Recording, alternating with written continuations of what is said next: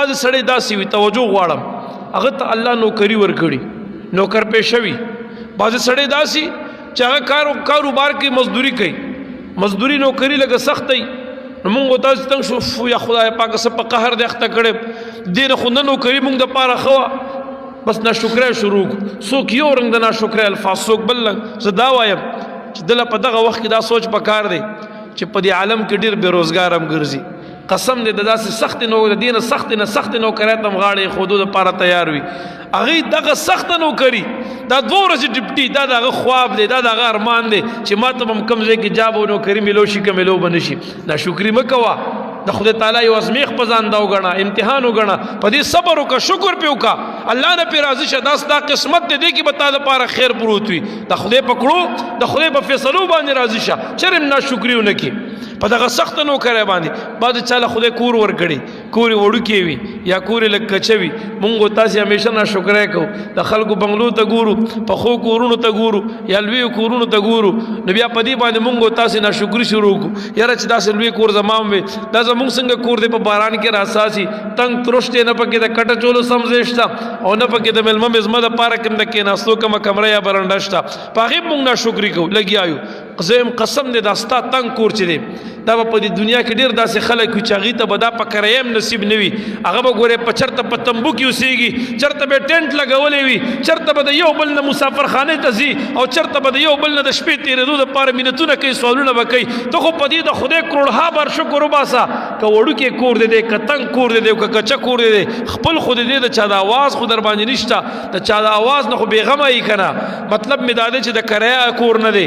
د خلکو د اواز او د مینت نه خو بخلاص یې که نه غرض د خبرې مې دا دی په دې حالم د خدای شکر وباسه دا د خدای ازمیښتونه د امتحانات دي مؤمن مسلمان باندې سختی راځي په دنیا کې نبی علیه السلام مبارک فرمایي الدنیا سجن المؤمن دنیا د مؤمن مسلمان دپاره یو جیلخانه ده تاسو نه تپوس کومه په جیلخانه کې خوشحالي وي جواب رانه غیا په جیل کې مزید چرچی وي په جیل کې سکون وي آرام پکې وي ته چې ځان ته مؤمن وې نو بیا په دنیا کې سکون او خوشحالي مه لټوه په دنیا کې مزو چرچو پسې مه ګرځېږه او په دنیا پورې زړه مه تړه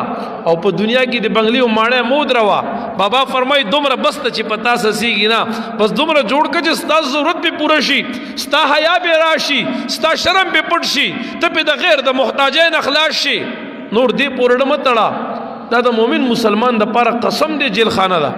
او په جیلخانه کې مؤمن مسلمان چرته خوشاله عموما په جیل کې تکلیفونه په جیل کې پریشانې وي په جیل کې زحمتونه په جیل کې مشقتونه وي نو ته چې مؤمن مسلمان ځان ته وایي او یې مؤمن نو تا دپاره خو په دې دنیا کې مشقت دی تکلیف دی زحمت دی په دې دنیا کې به د عاجزۍ زندگی تیرې د خاکسارۍ زندگی به تیرې ها د مؤمن دپاره آخرت دی په مؤمن دپاره په آخرت کې مزید دي چرچی دي نعم دي خوشحالۍ دي نو هر انسان د جیل نه د وتو په کوشش کې دک رنګ به مؤمن مسلمان د الله تعالی په مرضی کې د مرګ په کوشش باندې مې لګېدلی وي چې کله ما ته مرګ راځي چې د ایمان مرګ راشي داسې حالت کې مرګ راشي چې الله راضي وي دی به په دغه طلب او کوشش کې لګېدلی وي غرض د خبرې مې دا دی چاته الله کور ورکړي کور وړوکی وي نو ناشکري په دې مو باسئ دې ته سوچ وکړه چې ستا دا وړوکی او کچه کور چې دی دا 2 کوټې کور دی چې دی دا 1 کوټه وړوکی کور دی چې دی قسم دې دام په دې کائناتو کې داسې خلک شته دی په دې دنیا کې چې هغوی ته دا کور په کرایه باندې نصیب نه دی هغه غریب چېرته تمبو لاندې شپه تېروي چېرته په ټینټ کې شپه تېروي چېرته ځان دپاره خیمه لګولي د هغې لاندې شپې تېروي ته خو په دې نعمت د خدای شکر وباسه چې که 2 کمرې دی او که 2 مرلې دی او که 1 مرله دی خدای خو دله خپل درکړې د بل د مینت نه او محتاجانو او د اواز نه خو پې خلاص په دې نعمت د خدای شکر وباسه